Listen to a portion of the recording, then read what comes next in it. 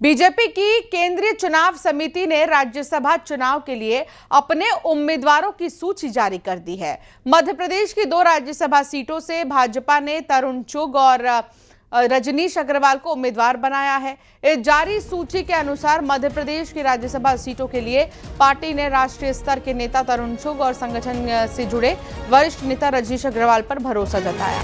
दोनों ही उम्मीदवार अब राज्यसभा चुनाव में बीजेपी के अधिकृत प्रत्याशी होंगे। कांग्रेस ने एमपी में मंदसौर लोकसभा क्षेत्र से पूर्व सांसद मीनाक्षी नटराजन को मैदान में उतारा है। मीनाक्षी को राहुल गांधी का करीबी माना जाता है। राज्यसभा सीट के लिए 18 जून को मतदान होगा और उसी दिन रिजल्ट आएगा।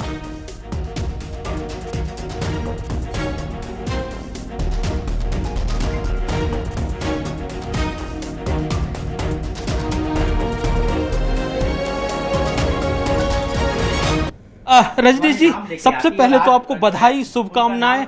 राज्यसभा की सीधी टिकट आपके जैसे कार्यकर्ताओं को। देखिए, हमारा देवतुल्य नेतृत्व है। माननीय नरेंद्र मोदी जी, माननीय राष्ट्रीय अध्यक्ष नितिन नवीन जी, आदरणीय गृह मंत्री हमारे माननीय अमित शाह जी, प्रदेश के मुख्यमंत्री माननीय मोहन यादव जी, आदरणीय प्रदेश अध्यक्ष हेमंत खंडेलवाल जी, पूर्व प्रदेश अध्यक्ष माननीय वीडी शर्मा जी, पूरे प्रदेश के संगठन महामंत्रीगण, जिन्होंने मुझे बनाया, गढ़ा और काम दिया और आज मेरे ऊपर भरोसा किया, मैं उन सब का बार बार धन्यवाद अदा करता हूं कि देवतुल्य नेतृत्व जो कार्यकर्ता का आकलन करता है। मेरे जैसे कार्यकर्ता, जो साधारण परिवार का कार्यकर्ता है, गांव में रहा कार्यकर्ता है, मेरी तो कभी दूर दूर तक कल्पना नहीं की थी कि इस प्रकार से जनता के बीच में, कार्यकर्ताओं के बीच में मेरा भी आकलन पार्टी करेगी। आपने उम्मीद की थी कभी? नहीं, मैंने कहा आपसे कि मैंने कहीं कोई उम्मीद, कोई बातचीत नहीं थी। मैं तो घर पे था। ईश्वर जानता है, आप पत्रकार मित्र जानते कि मैं दिल्ली भी नहीं गया। आप अभी कह रहे थे कि ये संभव केवल बीजेपी में ही है। बिल्कुल बीजेपी में ही संभव है, ये कहीं दूर संभव नहीं है। ये देवतुल्य नेतृत्व जिसकी अदृश्य आंखें कार्यकर्ता का आकलन करती हैं, किस कार्यकर्ता को कहां कौन सी जिम्मेदारी देनी है, ये केवल और केवल भारतीय जनता पार्टी में संभव है और कहीं संभव नहीं है। हमने देखा है आपके राष्ट्रीय अध्यक्ष जी के साथ भी आपने काम किया है, लंबे समय से हम आपको देखते आ रहे हैं। आपने जब काम करना शुरू किया था पार्टी के लिए, कभी ऐसा सोचा था कि मैं इस पद पर पहुंचूंगा तो ये करूंगा? क्योंकि हम आपको देख रहे हैं, आपको जो काम दिया जाता है लगातार केवल आप उसी में कंसंट्रेट होकर करते हैं। लंबे समय से तो आप कार्यालय भी नहीं जा पा रहे हैं क्योंकि अलग अलग व्यस्तताएं आपको दे रखी।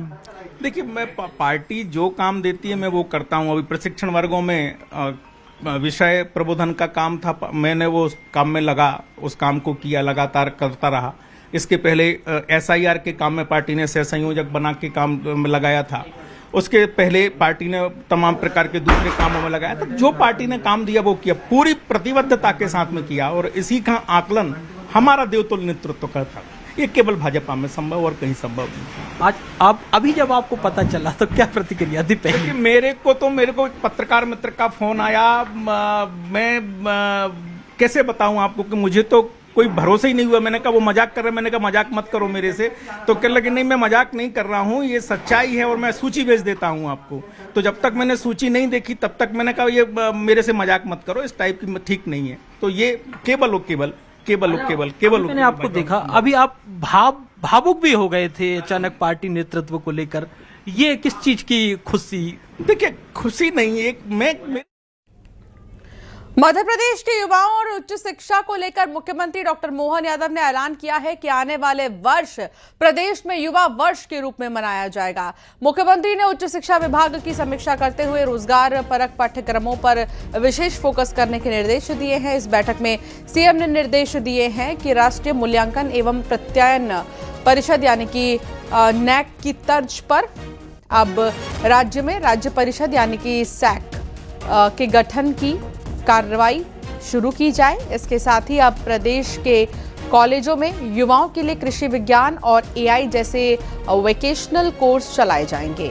यही नहीं, ज्यादा से ज्यादा छात्रों को जोड़ने के लिए कॉलेज को अब सुबह और शाम की शिफ्ट में भी संचालित किया जा सकेगा।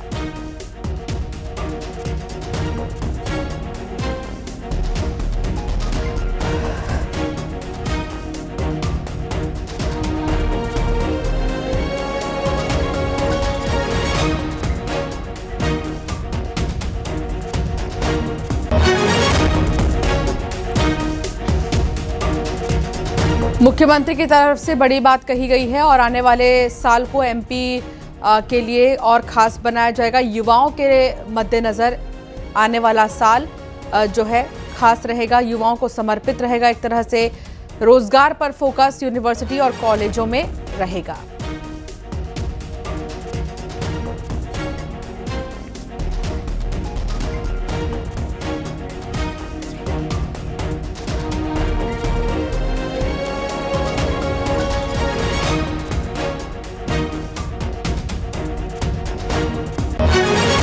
और कॉलेजेस की अगर बात करें तो 2 शिफ्ट में अब कॉलेजेस होंगे। आने वाला साल एमपी में युवा वर्ष होगा। सीएम डॉक्टर मोहन यादव की ये बड़ी बात।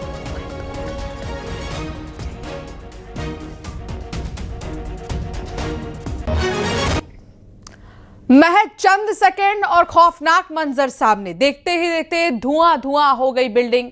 जयपुर और दिल्ली की तस्वीर होश फाख्ता कर देगी। देखिए,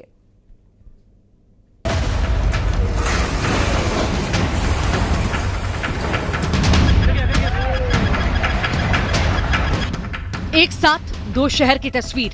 दोनों ही शहर में बिल्डिंग हो गई धराशायी। देखने वालों के रोंगटे ही खड़े हो जाएं, जैसे ताश के पत्तों का महल जो ढह गया। सब कुछ धुआं धुआं सा लग रहा है। एक बार फिर देखिए, आखिर कहां ये इमारत गिरी? तो तफसील से सुनिए। पहले 5 मंजिला इमारत को देखिए। जयपुर की तस्वीर। यहाँ पर 5 मंजिला इमारत जिसे धराशायी किया गया। जैसे ही बिल्डिंग धड़ाम हुई तो धूल का गुबार उठा और उसके बाद इस दहशत को देखिए, ये शख्स कैसे भागता नजर आया। जयपुर में एक 5 मंजिला इमारत को गिराया गया। पिछले 23 दिनों से एक तरफ झुकी हुई इमारत हादसे का खतरा बनी हुई थी। सुरक्षा के मद्देनजर प्रशासन ने इमारत को गिराने का फैसला लिया। कार्रवाई से पहले आसपास के मकानों को खाली कराया। 10 से 15 परिवारों को सुरक्षित स्थानों पर शिफ्ट किया। पुलिस और प्रशासन की निगरानी में पूरी कार्रवाई को अंजाम दिया गया।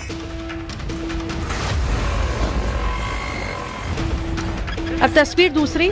यहाँ पर प्रशासन का एक्शन नहीं हुआ, बल्कि यहाँ पर 4 मंजिला इमारत ऐसे गिरी किसी की भी रूह कांप जाए। दिल्ली के करावल नगर की तस्वीर। 4 मंजिला इमारत खुद ही ढह गई। कल शाम यानी 3 जून के करीब 6 बजे के करीब का ये वीडियो है।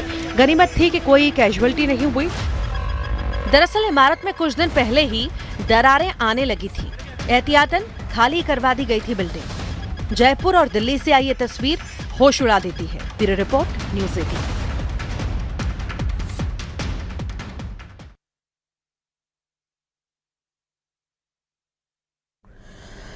छतरपुर में एक्सीडेंट के बाद भारी बवाल। हिंदू पक्ष और मुस्लिम पक्ष में जमकर हुई मारपीट। पुलिसकर्मियों पर भी किया पथराव। 4 आरोपी गिरफ्तार। बिलासपुर में बाउंसर की पत्थर से कुचलकर हत्या। आंखों